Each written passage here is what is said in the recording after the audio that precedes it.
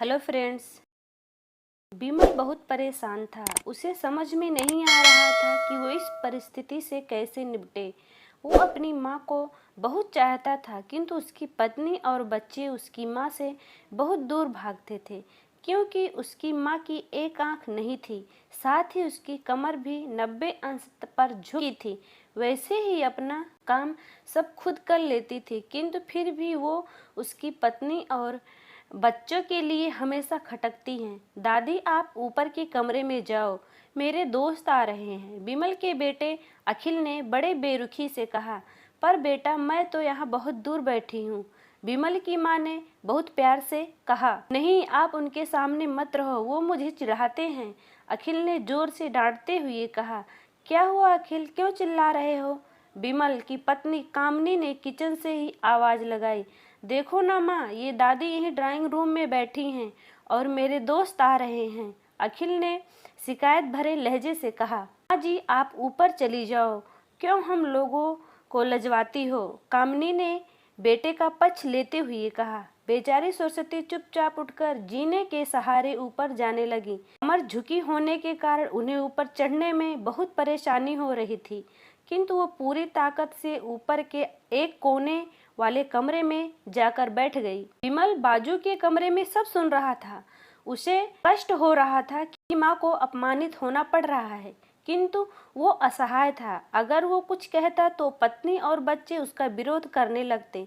दूसरे उनके तर्क भी लगते हैं, क्योंकि वो एक प्रशासनिक अधिकारी था, उसका सामाजिक स्तर ऊंचा था, उसकी ससुराल भी एक उच्च घराने में थी, अतः वह चुपचाप इस तरह हर दिन अपनी माँ को अपमानित होते देखता रहता था। रात को बिमल की पत्नी ने कहा, देखो जी, अब कुछ करो, कल कलेक्टर साहब की पत्नी आई थी, माँ जी अपनी देसी धुन धारा में उनसे मिली, मुझे बहुत शर्म आ रही थी, बताते हुए कि ये मेरी सास है। मैंने कह दिया कि दूर की रिश्तेदार हैं, इलाज कराने आई हैं। बिमल को रोना आ गया, किंतु फिर भी वह चुप रहा।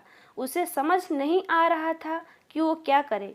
अपने बेटे की मन स्थिति को सरस्वती अच्छी तरह से जानती थी और बेटे को कोई कष्ट ना हो, इसलिए वो हर बात चुपचाप सह लेती थी। बिमल बहुत उदास रहने लगा। एक तरफ परिवार और सामाजिक स्तर पर जीने की प्रतिबद्धता थी, वो दूसरी ओर माँ। आखिर माँ से अपने बेटे की यह हालत नहीं देखी गई। एक दिन उसने बेटे से कहा, बिमल, बहुत दिन हो गए, मैं गांव जाना चाहती हूँ, मुझे वहां पहुंचा दो, मेरा यहाँ मन नहीं लग रहा।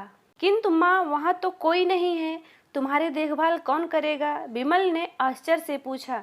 अरे सब गांव वाले तो हैं, और वो तुम्हारे मामा जी तो उसी गांव में रहते हैं, और फिर हम सारी व्यवस्थाएं कर आएंगे ना। कामनी को तो जैसे मन की मुराद मिल गई हो। हाँ बेटा, बहुत सही कह रही है, सरस्वती ने लंबी सांस लेते हुए कहा।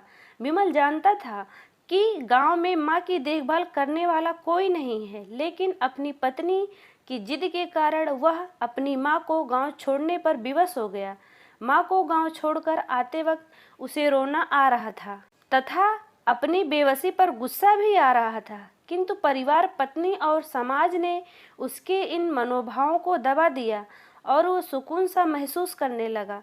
कुछ दिनों बाद उसके चाचा, जो अमेरिका में रहते थे, आने वाले थे। जब बिमल बहुत छोटा था, उसके पिता जीवित थे, तब वो भारत आए थे और उसके बाद अब भारत आने वाले थे। पूरा परिवार और आस पड़ोस बहुत उत्साहित थे। अमेरिका से बिमल के डॉक्टर चाचा आ रहे थे। डॉक्टर रमेश ने जैसे ही घर में कदम रखा, सबने मिलकर बहुत उत्साह से उनका स्वागत किया। क्यों बिमल, भाभी नहीं दिख रही हैं, कहाँ हैं? डॉक्टर रमेश ने उत्सुकता पूर्वक पूछा। जी, वो गांव में रहती हैं, यहाँ उनका मन नहीं लग रहा था, कामनी ने सपाट लहजे में उत्तर दिया। डॉक्टर रमेश ने बिमल की ओर देखा तो बिमल ने अपनी आंखें झुका ली। डॉक्टर रमेश सब समझ गए, बोले, कल हम भाभी से मिलने गांव चलेंगे सब लोग।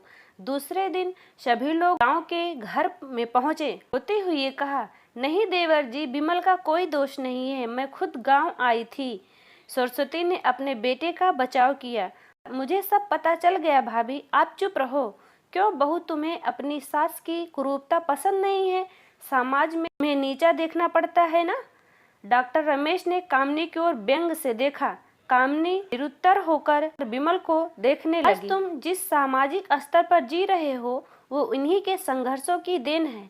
और बेटा विमल, तुम्हें शायद मालूम ना हो कि बचपन में जब तुम 1 साल के थे तब छत से नीचे गिरने के कारण तुम्हारी एक आंख फूट गई थी और तुम्हारी रीढ़ की हड्डी में भी समस्या थी। तब तुम्हारी इस कुरूप माँ ने अपनी एक आंख और अपने बोन मैरो तुम्हें देकर इतना सुंदर स्वरूप दिया था। कामनी बेटा, इतने सालों तक संघर्ष करके बेटे को प्रशासनिक अधिकारी बनाने वाली इस संघर्षशील औरत की तुम लोगों ने यह दशा कर दी। तुम्हें ईश्वर कभी माफ नहीं करेगा। डॉक्टर रमेश की आंखों में अश्रु जलधार बह रही थी। अब भाभी, आप मेरे साथ अमेरिका जाएंगी। यहाँ इन स्वार्थी लोगों के बीच में नहीं रहना है। डॉक्टर रमेश ने सरस्वती से कहा। विमल को तो काटो तो खून नहीं था। डॉक्टर रमेश उसके चाचा थे। उन्होंने जो राज बताया उसके बाद तो विमल को यही लग रहा था कि उससे ज्यादा पापी इंसान इस दुनिया में और कोई है ही नहीं।